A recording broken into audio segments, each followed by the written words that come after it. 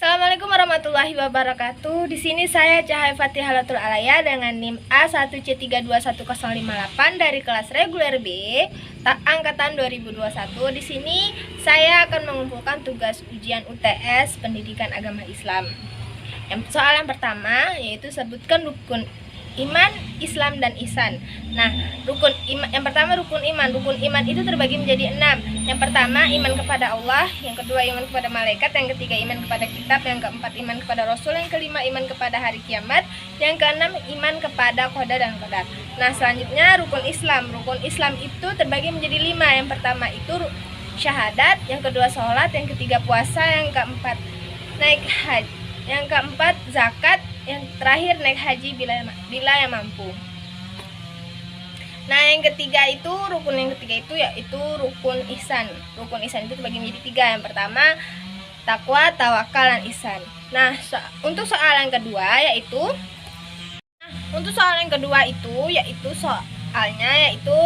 sebutkan sifat wajib dan mustahil bagi Allah dan Rasul. Yang pertama itu sifat wajib bagi Allah. Nah, sifat wajib bagi Allah itu ada 20. Yang pertama wujud, qidam, baqa, mukhalafatul lil hawadisi, qiyamuhu binafsihi, wahdaniyat, kudrat, iradat, ilmu, hayat, sama, basar, kalam, qadiran, muridan, aliman, hayat, sami'an, basiran, mutakaliman. Nah, selanjutnya saya akan menyebutkan sifat mustahil bagi Allah, yaitu ada 20 juga. Yang pertama, untuk yang sifat mustahil bagi Allah yaitu ada 20. Yang pertama itu Adam fana, hudus, mumasalatul lil hawadisi, muhtajun li khairihi, ta'adud, ajazun, karahah, jahlun, mautun, sumun, umyun, bukmun, ajzan, karihan, jahilun, mayitun, asama, amma, abkama. Nah, selanjutnya saya akan membacakan sifat wajib bagi Rasul dan sifat mustahil bagi Rasul. Nah, yang pertama itu sifat wajib dan sifat mustahil bagi Rasul itu terdiri dari 4. Sifat wajib bagi Rasul 4 dan sifat mustahil bagi Rasul ada 4. Nah, sifat wajib bagi Rasul terbagi menjadi 4. Yang pertama sidik, yang kedua amanah, yang ketiga patonah, yang keempat tablik. Dan sifat mustahil bagi Rasul ada 4, yaitu yang pertama hizib, hianat, al-kitmat, dan al-baladah. Nah, untuk soal ketiga itu bacakan bacaan sholat pada sholat mayit. Nah, adapun bacaan sholat pada mayit yaitu yang pertama letakkan mayit itu menghadap kiblat, kepala sebelah kanan jamaah. Yang kedua, hendaklah membaikkan membaca Al-Fatihah dihadiahkan kepada mayit itu selama menunggu orang-orang yang berkumpul. Nah, yang ketiga, bila telah berkumpul, orang-orang yang akan ikut melaksanakan sholat sebagai ganti iqamat, ucapkan as-sholatul janazatu rahimakumullah, as-sholatu la ilaha illallah Muhammadur Rasulullah. Nah, yang keempat, jika mayit itu laki-laki, hendaklah imam berdiri dekat dengan bahu mayit, dan jika mayit itu perempuan, berdirilah imam dekat dengan badan mayit. Nah, yang kelima, kemudian imam berniat serta mengangkat takbir dengan niat usolli ala hazal mayyiti arba'a takbirati fardul kifayati imaman atau makmum man lillahi ta'ala. Nah, yang artinya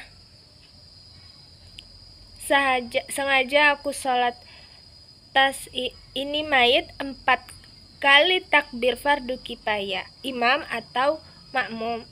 Nah, dan bila mayit itu perempuan diganti dengan ucapan hazal mayiti, dengan ucapan hazihil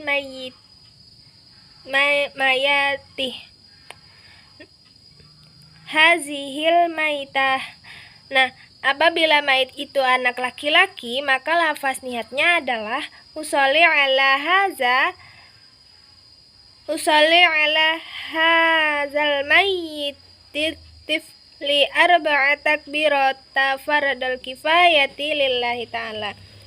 Nah, dan apabila mayit itu anak perempuan, maka lafaz niatnya adalah usolli ala hazihil mayyitati lati arba'a takbirati faradal kifayati lillahi ta'ala.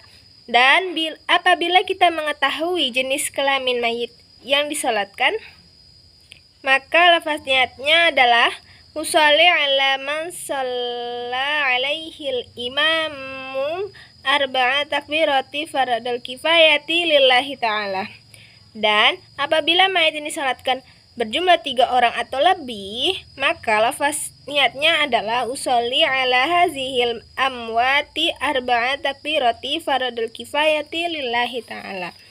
Nah, sedangkan lafaz niat salat gaib, yakni mensalatkan mayit yang tidak ada di tempat salat atau berada di tempat lain, adalah usolli ala amwatil khaibi arba'a takbirati faradal kifayati lillahi ta'ala. Nah, yang keenam, mengangkat takbir Allahu Akbar lalu membaca Al-Fatihah, dan takbir yang kedua membaca salawat sekurangnya Allahumma sholli ala sayyidina Muhammad wa ala ali sayyidina Muhammad. Nah, dan sebaik-baiknya bacalah hingga akhir salawat, dan sesudah takbir yang ketiga baca pula doa bagi mayit, yaitu Allahumma gfir lahu warhamnu wa'afihi wa'fu'inhu. Dan jika mayit itu perempuan, bacalah Allahumma gfir lahu warhamha wa'afihi wa'fu'inhu. Dan jika mayit itu anak perempuan, bacalah Allahumma ja'alha furtan la bawaiha wa salafan wa zuhran wa izatan wa tibaran wa syafi'an. Dan jika mayit itu anak laki-laki, maka bacalah Allahumma ja'alhu furutan abawaihi wa salafan wa zuhran wa izatan wa tibaran wa syafi'an. Dan sesudah takbir yang terakhir atau keempat, bacalah doa berikut ini. Allahumma la tahrimna ajrahu atau ajroha wa la taftinan ba'dahu atau ba'daha waghfir lana walahu atau walaha wa ikhwanina allazina sabaquna bil imani wa la taj'al fi qulubina khillan lil ladzina amanu rabbana innaka raufur rahim. Kemudian memberi salam ke kanan dan ke kiri, yaitu Assalamualaikum warahmatullahi wabarakatuh. Soal yang keempat, yaitu jelaskan apa itu akidah Ahlus Sunnah wal Jamaah.